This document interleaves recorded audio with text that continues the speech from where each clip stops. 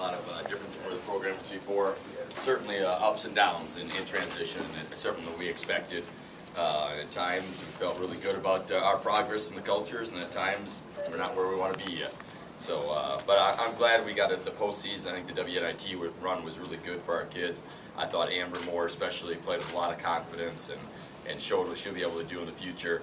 And great for Adrian and Charisma to kind of end on a more positive note than losing in the Big Ten tournament.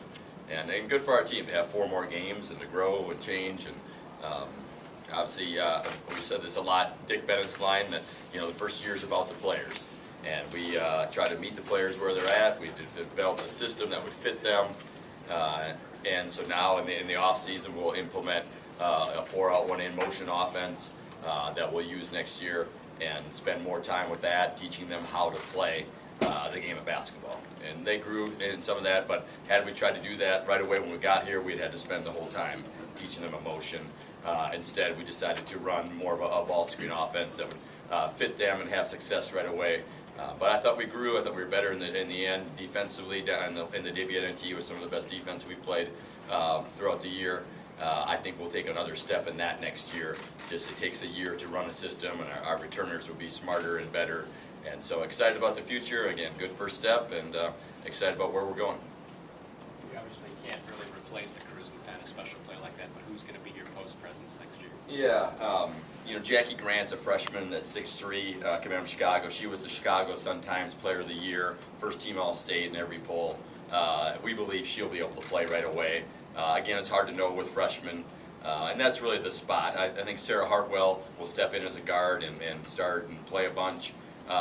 You know, so I think at the guard positions with Adrian, who will probably be pretty good. The question is the 5.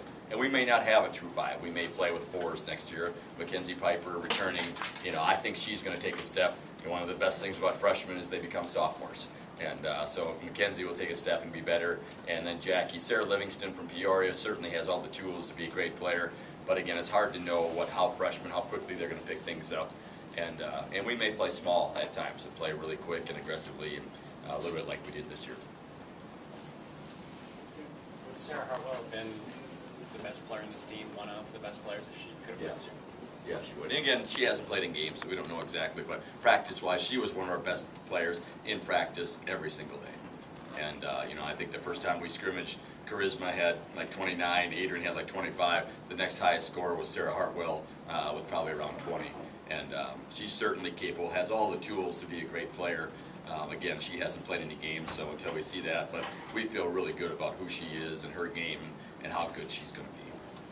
Coach, I know the team was pretty disappointed on not getting into the NCAA tournament, but obviously you played 4 more games after that. How were you able to kind of get the team's spirits back up for that? I think that if there is an advantage of playing in the Big Ten tournament early, is that it sinks in a little bit. You know, once we lost to Wisconsin, we knew, gosh, our chances probably just went down quite a bit. And then you see some of the mid-majors get knocked off and realize that they may be taking a spot like Dayton. So I think that probably helped. And then, you know, some of the communication with us, you know, for us saying, hey, you got a chance to end this on a positive note, win some basketball games, you know, some things that haven't been done here in a while. You're playing in a postseason. Remember what it felt like the last 2 years when you knew after the Big Ten tournament you were done, when you had 11 wins and 9 wins, and you're done early March with your season. You know, here's a chance to change and grow and develop.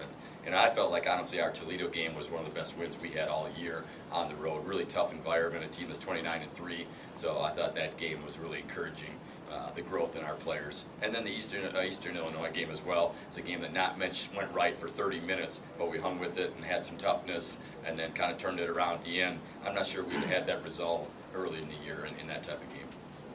When you see a team like Georgia fall 3 points short of the Final Four, you know, a team that you beat this season, how much does that kind of inspire you and the team to say, hey, you know, at our best, we can be pretty good? Yeah, it's certainly very promising. You know, we beat Nebraska at Nebraska in their Sweet 16 team and handled them. We beat Iowa, who, you know, finished in the final 32. 6 Big Ten teams won.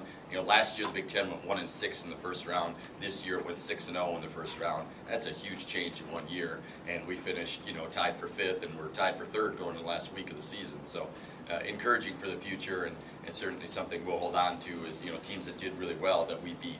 And obviously, you know, we need to have better depth than we did this year. We need to be able to play 6, 7, and 8 and have confidence in that. And hopefully, you know, that'll help the 6 freshmen we have coming in. We believe are going to be really good basketball players, and the number of returners, like just a year more in the system, they're going to be better basketball players. I think that'll help us throughout the year. I know you said the guards post up in the motion offense. You sort of describe how who's going to be the guards that you're going to want to post Yeah, up? I would say Ivory and Sarah Hartwell would be 2. Alexis Smith should be good at that as well. Those 3. You know, Amber will play a 4, so Amber will get a lot of opportunity to post as well. And we'll work inside out, you know, in a secondary break and in our motion and get touches inside as well. Where this year is kind of just charisma, you know, that we posted. And next year we'll have opportunities. Our 5s may be really good shooters. Jackie's a good shooter. Piper's a good shooter. So those guys may screen and step out, and we maybe get a guard in there and post and take advantage, get the ball in the paint a little bit more with different people instead of just one. Are you going to play a lot more players? I mean, freshmen will get a lot of playing time next year. Yeah, I mean, we don't know. We feel like it's a top 25 recruiting class, and certainly kids that have a lot of potential. You don't really know until you get them. The great thing is we're going to get 2 hours with them this summer. They changed that rule, made it like them band. That will really help us. We'll do all of our mini clinics in the summer that Coach Seville just brought in, and really good teaching stuff. So they'll be, you know, farther this fall than obviously with us being able to work with them. And we certainly feel like they all have potential, but 2 or 3 of them are going to play. 2 or 3 of them have a chance to start, and which is exciting for our program. How big's your squad? How many players? Yeah, we have up to 15 scholarships. Right now, we have 13 kind of returning. You know, this is a time of year when you hear about transfers and all that kind of stuff. So we'll see what happens with that. We may sign a transfer too, depending if it's the right kid and the right thing for our program. How do you think Amber's going to handle just having a more like a target on her back every night, just maybe being one of the more of the bigger offensive weapons and maybe shooting less and trying to drive to the basket more? Yeah, I think she's going to handle that well. I think, you know, one of the things you want from your seniors is consistency, and we need her to be consistent. And I thought she did a great job in the postseason of doing that. I thought, you know, at the end of the Big Ten play, she was a little up and down. We need her to be consistent, and be consistent in practice every day. The other kids are going to be looking to her, how she practices, how she carries herself. But she has a lot of other returners that have now been in the system as well, and I think that'll help her as well. We'll have a lot of kids that, you know, this is their 2nd year in the system now instead of just year 1.